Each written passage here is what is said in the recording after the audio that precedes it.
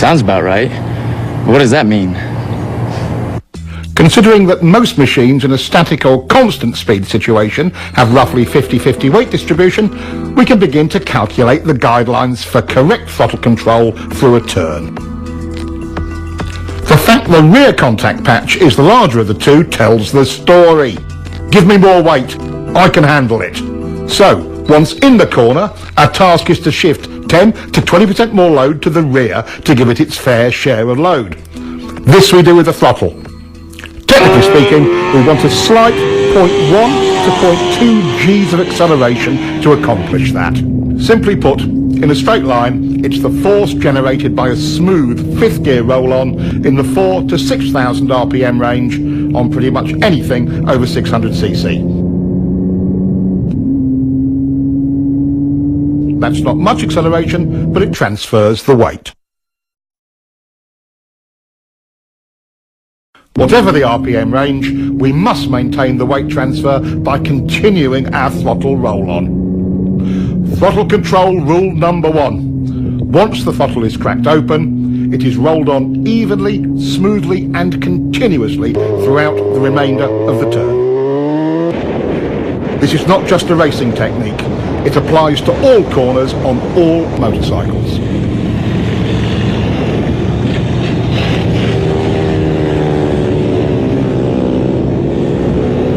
Once the correct transfer of weight is achieved using the throttle, any big changes in that weight distribution will reduce available traction, which is especially important in poor traction conditions.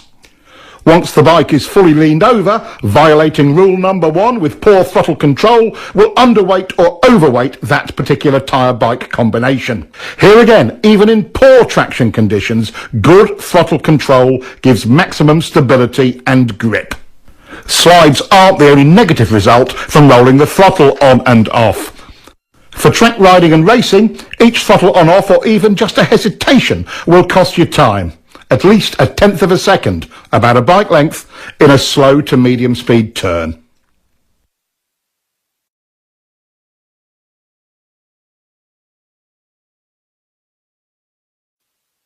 In higher speed turns, the same throttle error will cost you even more. The effects of wind drag are substantial at higher speeds.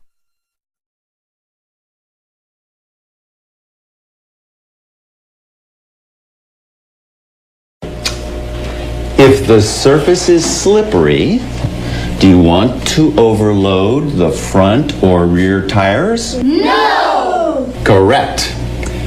If you're rough or inconsistent with your throttle control, will it reduce traction?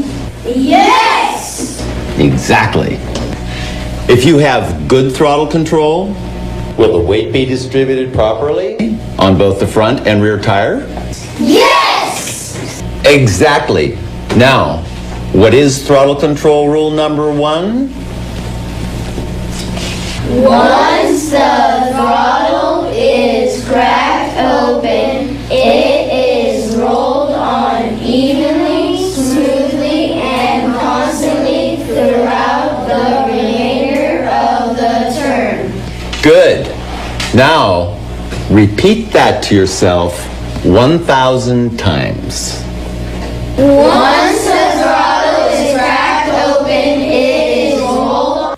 This rider is late on the gas and gets very hard sudden acceleration out of the turn. This rider is trying for good throttle control and has nice clean roll-on, not the same fierce acceleration as the first guy. But what is the actual result in exit speed? Let's look at the radar. A huge difference. There are two circumstances under which you may violate throttle control rule number 1. Let's take the point where you are bringing the bike up for the drive out of the corner as the first one. As the bike is brought up towards vertical, we can be more aggressive with the throttle. At some point, you can pin it.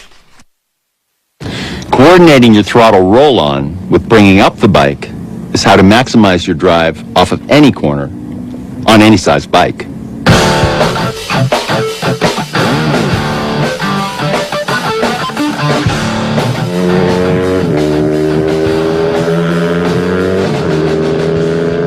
Most riders wait until the bike is nearly upright before they increase the roll-on rate.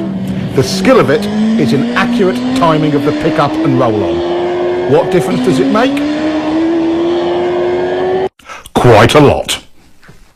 The second exception to throttle control rule number 1 is traction control. Riders can be far more aggressive with mid-corner and exit throttle.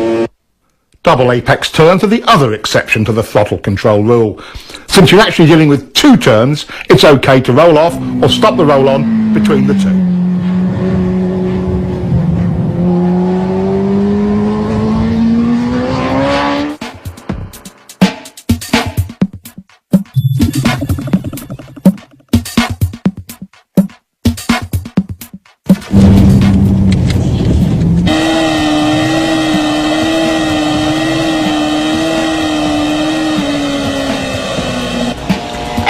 CBR 1000 in R6. Look at the guy on the Repsol. He's not smooth with the gas. I bet his wrists hurt.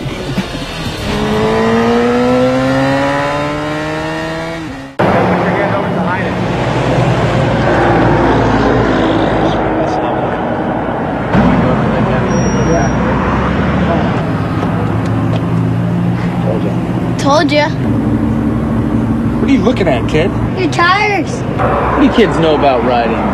Once the throttle is cracked open, it is rolled on evenly, smoothly, and constantly throughout the remainder of the turn. How long have you guys been riding? About 3 months. Have you guys ever been at a riding school? No, but we got this book this guy gave us. Yeah, just keep reading it. Come on, boys. It's time to go.